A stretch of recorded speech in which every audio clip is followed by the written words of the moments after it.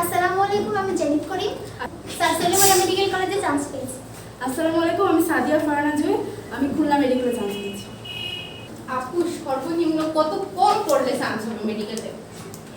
প্রত্যেক দিনের পড়া প্রত্যেক দিন করতে হবে, আর কোচিং এর পরীক্ষাগুলোতে 90+ মার্ক করতে হবে।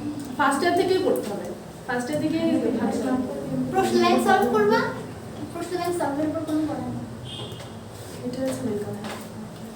সেকেন্ড ইয়ারে উঠে পড়তে হবে, তারপর অ্যাডমিশন টাইমে অনেক পড়তে হবে, মানে ফার্স্ট ইয়ার সেকেন্ড ইয়ার যা পড়বা তো পড়বাই, অ্যাডমিশন টাইমে ওই টাইমটা অনেকেই কিন্তু হাল ছেড়ে অনেকে মানে বিগড়ায় যায়, বিভিন্ন পথে চলে যায়, হতাশ হয়ে যায়। হতাশ।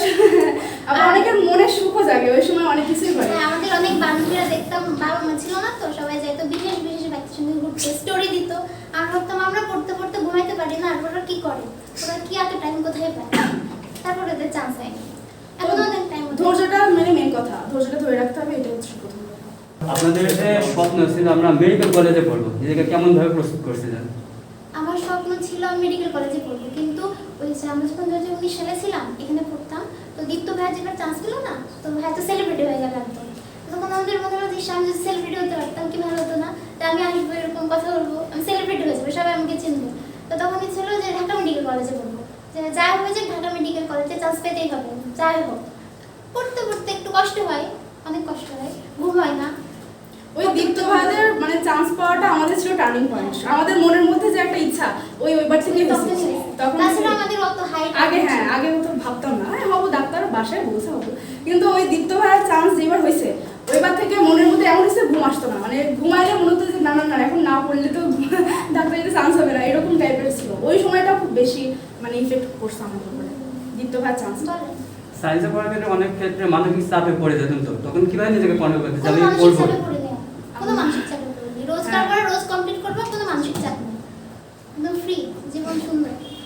বলেন আপনি বলেন। এক্সাম হলের সিচুয়েশন কেমন ছিল? ঠিক আছে, এক্সাম হলের সিচুয়েশনটা আমাদের মানে মেডিকেল পরীক্ষার ওই সময় আর কি সিচুয়েশন ছিল, পরীক্ষার আগে সবাই চুপচাপ ছিল, খুবই সবাই আলাদা রাখতেছিল ওই সময়, কারণ ওইটা হচ্ছে এমন একটা জিনিস যে 1 ঘন্টার পরীক্ষা, ওই 1 ঘন্টায় ভাগ্য নির্ধারণ হয়ে যাবে সবার। সবাই এত টেনশনে যে ওই সময় কেউ পড়িনি, কিন্তু আমরা 1 ঘন্টা আগে তো হলে পৌঁছে যাই। ওই সময় সবাই শুধু আল্লাহকে রাখছিল, রুমটা খুব শান্ত ছিল, সবাই খুবই শান্তভাবে। আর পরীক্ষার সময় মানে পরীক্ষা যখন শুরু করবা বিসমিল্লাহ বলে তো অবশ্যই শুরু করবা, তারপরে দেখবা বিসমিল্লাহ বলে শুরু করে তোমার পরীক্ষাটা কিভাবে হয়ে যাবে, মানে নর্মালি 1 ঘন্টা বসে থাকবা, তুমি টেরি পাবা না তোমার 1 ঘন্টা কিভাবে চলে যাবে পরীক্ষা দিতে। আমার পরীক্ষার হল অন্যরকম ছিল। আমার যেখানে সিট ছিল, আমার চাপের সবাই নিয়ে একটা ছেলে ছিল, সেটা খুবই অসহায় ছিল, কথা বলতে পারছিল না কারোর সঙ্গে। আর আমি অনেক এক্সট্রোভার্ট, আমি সবার সাথে অনেক কথা বলি, তো আমি সবার সঙ্গে গল্প করতেছিলাম আরামে। কারণ অনেক পরীক্ষা দিচ্ছি, কি এমন পরীক্ষা, একটা 100 মার্কের সামান্য একটা পরীক্ষা, চান্স পেয়ে যাবে কোনো ব্যাপার না, এরকম একটা কনফিডেন্স ছিল, কোনো ব্যাপার না। যখন পরীক্ষা দিতে শুরু করি, আধা ঘন্টা একটু তাড়াতাড়ি যায়, আধা ঘন্টা পরে আমার টাইম যায় না, আমার সব হয়ে গেছে, এখন কি করবো, ইংলিশ প্রশ্নগুলো পারতেছি না, এগুলো আমি কি করবো, বসে বসে বসেছিলাম, টাইম যায় না। মানে একটা সুন্দর পরীক্ষা দিচ্ছি, কোনো টেনশন ছিল না। পরীক্ষা দিবা হাসতে হাসতে, এত জিকে কি আনলিমিটেড? কোনো লিমিট নাই?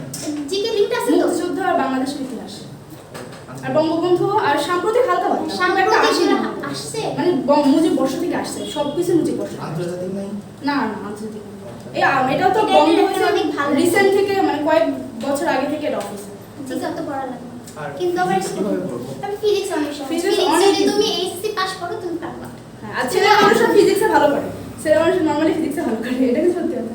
আর ম্যাথ তো দরকার হয় না। ম্যাথ দরকার হয় না, আর ফিজিক্সে যেসব ম্যাথ আসে একদম হাতে, মানে হাতে গুলো। আচ্ছা, বায়োলজি আমরা যে টেক্সট দুইটা পড়ি, কাজী আজমল আর হাসান হাসান স্যার, এই দুইটা বলতে কি না?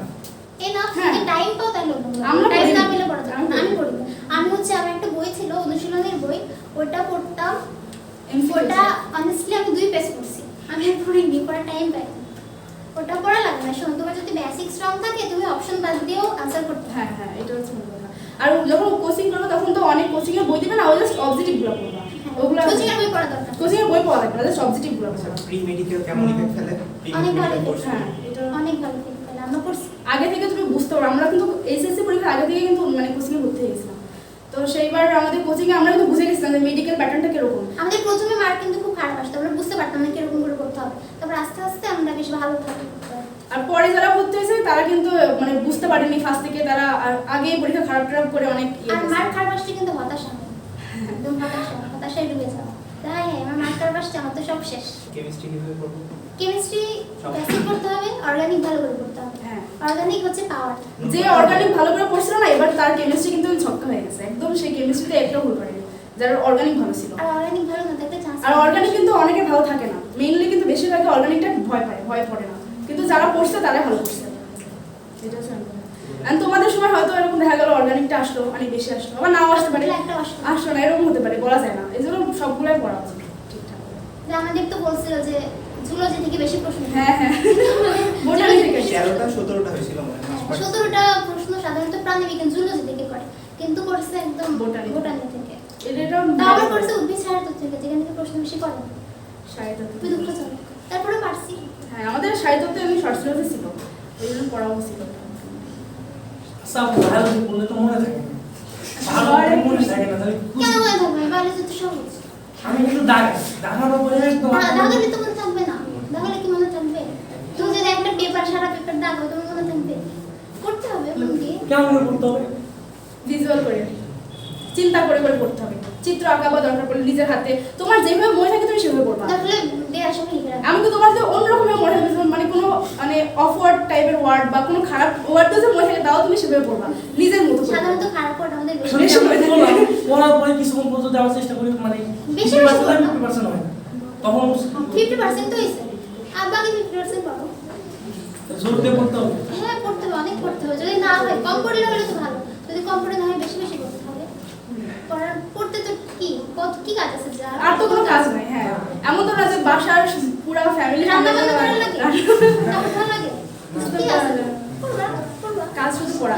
ওই যে এবার রাজশাহী মেডিকেল সায়েন্সেস একটা মানে রিক্সাওয়ালার মেয়ে হারিসা নাম, তো সবাই মনে করে নিয়ে করছে। তো দেখো ও কেন পারবে না, ওর কি ছিল, ও তো এমনি একটু নিম্নবিত্ত ফ্যামিলির, ওর তো ছিল বই ছিল শুধু, ও তো শুধু খেলার কাজ বা পড়ার কাজ শুধু বই নিয়ে। তো ও চান্স হলে কে পাবে? ও তো পাবেই। এই জন্য এটাই করতে হবে আর কি, সবসময় পড়া নিয়ে বই নিয়ে থাকতে হবে। ঊর্ধ্বে 2 ঘন্টা পড়ার পরে বোর হয়ে যায়, আর বই দিকে তাকাতে তখন ইচ্ছা করে করবা না। কি? বোর ডিসকাশনের কোনো তখন করবা হয়তো গান শুনতে পারো, যেটা গান গান ভালো লাগে। ফেসবুক স্ক্রল করতে পারো, কিন্তু অ্যাডিক্টেড হওয়া যাবে না। আমি আমার কোনো অ্যাডিকশন আগ্রহ নাই। এটা ভালো আমাদের ফেসবুক স্ক্রল করলে যদি তুমি অ্যাডিক্টেড না হওয়া হয় তাহলে তো খুবই ভালো কথা। আমি অ্যাডমিশনের টাইমে ফেসবুক চালাতাম, আর মেসেঞ্জারে কথা বলতাম, অনেকক্ষণ আমরা অ্যাক্টিভ থাকতাম। কত পড়তে ভালো লাগে না? অনেক কিন্তু বলে অ্যাডমিশন টাইমে 10 দিন আগে থেকে তোমরা ফেসবুক ডিঅ্যাক্টিভেট করে দিও। আমরা করিনি কিন্তু। আর পরীক্ষার আগের দিন অনুযায়ী কালকে কি কি পরীক্ষা, আমি কি কি নিচ্ছি সেই ছবিতে আমরা তাও করছি। এরকমও হয়েছে আমাদের। বলছিলাম যে পড়তে পড়তে অনেক রাত আপনারা পড়ছেন, পড়ার পরে মানে ঘুম ভাব আসছে, হ্যাঁ ঘুম আসছে। তখন কি ব্যবস্থা নিচ্ছে? আসলে আমি টি লাভার, আমি চা লাভার, আমি চা খাই। আমিও খুব চালাম। আমি অনেকবার চা আমি না, আমি এক গ্লাস চা কিন্তু আমি মধ্যে শেষ করে দিব, তাও তোমার ঘুম আসে। মানে খাওয়ার পরে ঘুম এসে যায় আবার। এক কাজ করবো, নাচো বুঝছো? নাচো, ভিডিও করবো, ওটা আমার না চেষ্টা করবে কি ঘুম লাগলে তখন ঘুমানো, তখন অ্যালার্ম দিয়ে সেট করে ঘুমাবা। হ্যাঁ যখন ঘুম লাগে সেই সময়টা ঘুমাবা। দেখো আমরা সবাই রাতে ঘুমাই, রাতে যদি তোমার ঘুম না আসে রাতে ঘুমাই না, যখন ঘুম আসে তখন ঘুমাই। তুমি এটা বুঝতে পারবা তোমার কখন পড়া ভালো হয়। আমার কিন্তু ভোরে, অনেকে বলে ভোরে পড়া ভালো হয়, আমার জীবনে আমি ভোরে উঠতে পারতাম না, কেন জানি না ভোরে উঠলে আমার মানে অবস্থা শেষ। আর আমার দিনে পড়া হতো না, আমি কখন যে আমি দিন কতক্ষণ বসে থাকতাম, আমি দিনে পড়া হতো না। দিনে আমি দুপুরে ঘুমাইতাম 1 ঘন্টা, আর রাতে আমার 1টা থেকে 3টা পর্যন্ত আমার টাইম ছিল। এটা এক একজনের ক্ষেত্রে এক এক রকম, তোমার ক্ষেত্রে যেটা স্যুট করবে তুমি সেটা করবে। আচ্ছা আপু যখন ঘুম থেকে উঠি অনেক সময় না ঘুমের টান মানে টেনশন থাকলে ঘুম থেকে হ্যাঁ। ঘুম লাগে না আমার। এমন হচ্ছে আমি অ্যালার্ম ছাড়া জীবনে ঘুম থেকে উঠে না, অ্যালার্ম বাজতে বাজতে বন্ধ হয়ে যায়। কিন্তু আমার অ্যালার্ম ধরো 3টা, আমি উঠে পড়েছি 2:30টায়। হ্যাঁ হ্যাঁ আমি উঠে পড়েছি, আমি তো জোর করে ঘুমাই দেয় যে এই এত পড়া লাগবে না, ঘুমা। এরকমও হয়, টেনশন এরকমও থাকলে হয়। তো এরকম হয়। এটা কখন হবে জানো? যখন তোমার মনের মধ্যে ফিলিংস আসবে না চান্স পাইতে হবে, তখনই এই এটাই জিনিসটা হবে, কিছু করার নেই। তখনই হবে।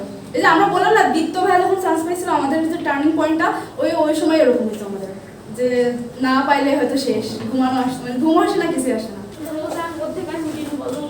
রোজার মধ্যে রোজার প্রথম দিন থেকে আমরা পড়াশোনা বাদ দিয়ে দিচ্ছি, তো রোজার মধ্যে রুটিন আমার নাই। হ্যাঁ অ্যাডমিশনে তো আমাদের মানে রোজার মধ্যে পড়েনি, পরীক্ষা রোজার আগে হয়ে গেছে। আর এসএসসির মধ্যে হ্যাঁ রোজাও করছে পড়া, তখন তো অ্যাডমিশনের মধ্যে চাপ ছিল। তখন হচ্ছে রোজার পরে ইফতারের পরে পড়া হতে দেবে না। আর কাজ করবে তুমি সেটি পরে ঘুমাইও না, সেটি পরে না ঘুমাই ওই টাইমটুকু পড়ো, তখন তো পেট ভরা আছে, পানি খেয়েছে, অনেক এনার্জি, তখন অনেক করতে পারবে। ওই সময় চাইলে তুমি ফোনে একটু গান টান শুনে দেখবা ঘুম একা চলে যায়। আরে নারী গান শুনে বেশি ঘুম ঘুম আসে, আসে। যখন ঘুম আসে তখন এমনি ঘুম আসে। আপু নাইস স্যার আমাদের যে টপিকগুলো করায় এইচএসসি এর আগে সেগুলো অ্যাডমিশনে কতটা হেল্পফুল হয়? এখন ইংলিশে তো নাসির স্যার তো আমাকে বেসিক স্ট্রং হতে হবে। নাহিদ স্যার তোমাকে হেল্প করতে পারে, মোটিভেশন দিতে পারে, অনেক কোশ্চেন সলভ করাতে পারে, কিন্তু সলভ তুমি তখনই করতে পারবে যখন তোমার বেসিক স্ট্রং থাকবে। বেসিক স্ট্রংটা অনেক হ্যাঁ, জরুরি। আমাদের কিন্তু সব বেসিক থেকে কোশ্চেন আসছিল। এখন তুমি ধরো তুমি পড়োনি, সেকেন্ড ইয়ারে পরীক্ষার 2 মাস আগে পড়তে আসছো, স্যার আপনি পাস করাই দেন, আপনি A+ পাবেন, স্যার হয়তো বলবে এটা মনে এটা পড়ো ওটা পড়ো, হয়ে যাবে। হয়তো A+ হয়ে যেতে পারে, কিন্তু বেসিক তো স্ট্রং স্ট্রং থাকা লাগবে। বেসিক স্ট্রং তো আরামে করে দিতে পারবো না। ধরো আমার যদি বেসিক স্ট্রং থাকতো, আমি ইংলিশ অনেক উইক, স্যারও জানো আমি ব্যাচের স্টার ছিলাম না, স্যার আমাকে পছন্দ করতে পারতো, আমি ব্যাচের স্টার না, আমি যোগ্য ছিলাম ইংলিশ। স্যারের স্টার ছিল। স্যারের স্টার ছিল যে নাহিদ, আমি পড়তাম না, আমি রিডিংও পড়ে আসতাম না, খুবই ফাঁকি দিছি আমি ইংলিশে বিশেষ করে। তো ইংলিশে যখন MCQ গুলো আসছে, আমি ভাবছি এইগুলো কিভাবে করবো, এখন আমি অনেকগুলো MCQ আমি ফেলেছি ইংলিশে। ইংলিশের জন্য আমাদের আর কি মানে অনেকটা ইংলিশ যদি আরো করতে পারতাম ডিউসি আপনারা বললেন যে এইচএসসির আগে মানে কোচিং এ ভর্তি হয়েছিলেন, আপনার কতদিন আগে ভর্তি হয়েছিলেন? আমাদের এইচএসসি পরীক্ষা হয়েছিল 2 মাস আগে। 2 মাস আগে না 1 মাস আগে? 2 মাস আমাদের আগে? না, আমাদের এইচএসসি পরীক্ষা হয়েছিল ডিসেম্বরে, আমরা জুলাইয়ে ভর্তি হয়েছিলাম। মানে অনলাইন ক্লাস করতেন? হ্যাঁ, অনলাইনে তখন। অনলাইনে ক্লাস করলে অনেক হেল্পফুল, কিন্তু যদি তুমি পড়ো আমার আমার পাশে পাশে আমার শুরু করে দিছিল। মেডিকেল তো আরো আগে শুরু করে দিছিল। আমরা জানতাম আমাদের পরীক্ষা হবে না অটোপাস দিতে, আমরা সেইভাবে পড়া শুরু করেছিলাম। হ্যাঁ, এই জন্য আমরা ভর্তি হয়ে গেছিলাম। যে আমরা জানি আমাদের পরীক্ষা হবে না, অটোপাই দিয়ে দেবে, এই জন্য আগে থেকে শুরু করেছিলাম। কিন্তু মানে পরে ওই 2 মাস আগে যে পড়াটা মেডিকেলের জন্য হচ্ছে, না, সেটা তো পরীক্ষার HSC 2 মাস আগে মেডিকেলের জন্য পড়া যাবে না। পরীক্ষা 2 মাস আগে এইচএসসির জন্য পড়তে হবে, রেজাল্টটা তো ইম্পর্টেন্ট না। তাহলে আমরা কতদিন আগে ভর্তি হবো মোটামুটি কোচিংয়ের জন্য? আমাদের তো হবে পরীক্ষা করবো আগস্টে 22 তারিখ।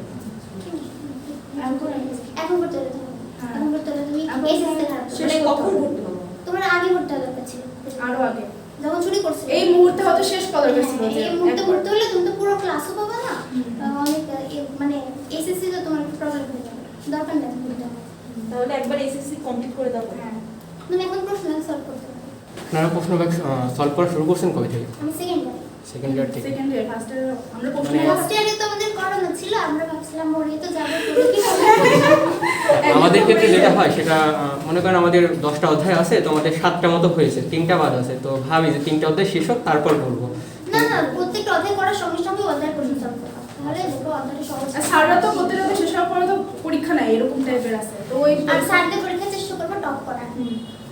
সবসময় এটা মাথায় রাখবা যে আমি অনেক চেষ্টা করেছি ইংলিশে টপ করার, আমি পারি না, আমি একবার হয়েছিলাম ফার্স্ট, একবার, তাও স্যারের সাধারণ পরীক্ষা ছিল, ওই যে ফ্রেজের একটা পরীক্ষা দিয়েছিল, ওই গিফট আমি রাখছি, একবার ফার্স্ট হয়েছি, তো ওটা আমি এখনো রাখছি। আপনারা কি দুইজনই ভ্রামার কলেজ?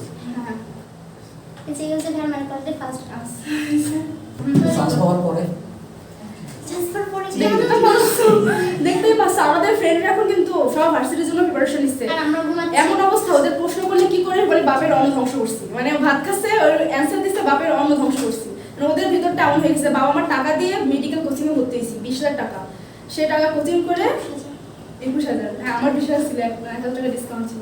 তো ঠিক আছে, মানে 21,000 টাকা দিয়ে ভর্তি হয়েছি, তাহলে সব টাকা মাটি, সে কিন্তু চান্স পেল না।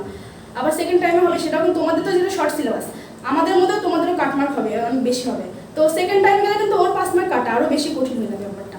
এই জন্য ওদের মানে ওরা আর কি খুব ডিপ্রেশনে যে কি করবে, আর মানে ভেতরে যখন ইচ্ছা ছিল ডাক্তার হওয়ার, যখন ভেঙে যায় তখন আসলে ওটা খুবই খারাপ একটা, আমরা তো বুঝতে পারছি না, আমরা এটা বুঝবো না, যার হয়েছে সেই বুঝবে। মেডিকেলে চান্স পাওয়ার পরে ধরো সবাই খুশি হবে, আর যাই যে আত্মীয় স্বজনগুলো একদম সহ্য করতে পারতো হ্যাঁ। তারা বলবে আমরা অনেক খুশি হয়েছি, আমরা অনেক খুশি হয়েছি, আসলে তো আমরা জানি আপনারা খুশি হননি, তারপরেও ইটস ওকে, ভালো লাগে খুব। পড়াশোনার স্টাইল, পড়াশোনার স্টাইল অ্যাডমিশনের আগে আর অ্যাডমিশনের পর অ্যাডমিশনের পরে তো পড়াশোনা করি না, ঘুমাই। অ্যাডমিশনের পরে তো Facebook ঘুমায়, চালাই, হ্যাঁ। খাই দাই, এখন সময় যে কিভাবে কাটে কাটে না, কাটে যাই না না আসলে। সময়। আগে কত তো তাড়াতাড়ি সময় চলে যেত। অ্যাডমিশনের আগে মূলত পড়ছি হচ্ছে প্রতিদিন যে সিলেবাস ওর কোচিং থেকে দিত, প্রতিদিন সলভ করতাম, কষ্ট হয়ে যেত সব মানে কমপ্লিট করার। একদিনে 2-3টা বই থাকতো, মানে আমাদের ফুল সিলেবাস দিয়ে দিচ্ছে 1 মাস আগে, ওই সময় এক মাসের মধ্যে কোচিং সব একদিনে 3-4টা অধ্যায় এক ক্লাসে 2 ঘন্টার মধ্যে।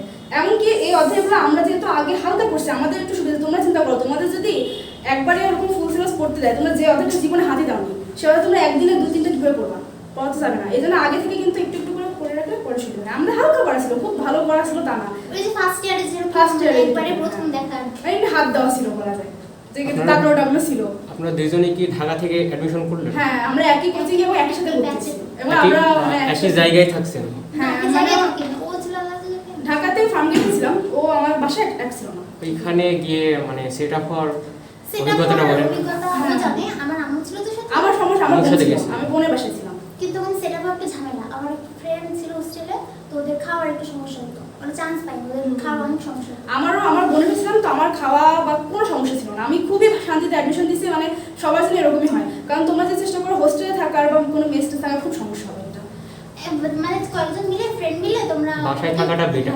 এটাও কিন্তু অনেক সময় এটা ঝামেলা হয়, মাঝে মাঝে ফ্রেন্ড এরকম ঝগড়া হয়। টগড়া বাঁধে ফ্রেন্ডের সাথে। এক কাজ করতে পারো, কয়েকজন ফ্রেন্ড মিলে আলাদা আলাদা কোচিং করতে পারো, সবগুলো বই থাকলো তো হ্যাঁ, হ্যাঁ, হ্যাঁ। হ্যাঁ, আরেকটা কথা, ওই যে শুধু কি মেডিকেলের কোচিং করছিলেন না আলাদা ভার্সিটি বা মেডিকেল প্লাস ভার্সিটি নিছিলাম, ভার্সিটির ক্লাসগুলো যে এই রমজান মাসে শুরু হয়েছে, আমরা করছি না। আমি তো করছি না, মানে আচ্ছা, আমাদের কেউ যদি কোর্সের নাম প্রথম- ছিল মেডিকেল প্লাস ভার্সিটি। কেউ যদি প্রথম থেকে শুরু করে 2টা কোচিং করে তার জন্য কি ওটা বেনিফিট অনেক হবে? tough হয়ে যাবে। টাফ হয়ে যাবে। কারণ রুটিনটা এক না, আমরা- একটাই কভার করতে পারে না। করতাম আমরা, কিন্তু আমাদের যেহেতু ফুল সিলেবাস দিয়ে দিচ্ছিল না, ওই সময় আর কি ভার্সিটি থেকে আর মনই দিইনি, কারণ যেহেতু আমরা যদি এরকম হতো আগে আমরা দীপ্ত ভাইদের মতো সব পড়ছি, অ্যাডমিশন আবার ওইগুলোই পড়ছি, তাও চেষ্টা করতাম যে হ্যাঁ বুয়েটের জন্য বা ভার্সিটির জন্য প্রিপারেশন নেওয়ার। বাট এখন যে ফুল সিলেবাস দিয়ে দেওয়ার কারণে এত বড় সিলেবাস, ওই মেডিকেলের জন্য পড়তে পড়তে টাইম পাওয়া যায় না ভার্সিটির পড়তে। অ্যাডমিশন টেস্ট করে কি আছে সেকশন ভাগ হয় মেডিকেলের বিভিন্ন এই থেকে, মানে মেডিকেলের বিভিন্ন সেকশনে থাকে। না না, এমবিবিএস পাস করে তারপর, আগে এমবিবিএস পাস করতে। তাহলে সবার জন্য শুভকামনা, সবাই ভালো করে পড়ো। হ্যাঁ, যদি আমার ক্যাম্পাসে এসে দেখা হবে তাহলে। সবার জন্য দোয়া রইলো, আর যারা জুনিয়র আছে তাদের বলবো যে ভালো করে পড়তে, কারণ চান্স পাইতেই হবে, এটা মনোভাব রেখে পড়াশোনা করো, ইনশাল্লাহ হবে। ধন্যবাদ। ধন্যবাদ।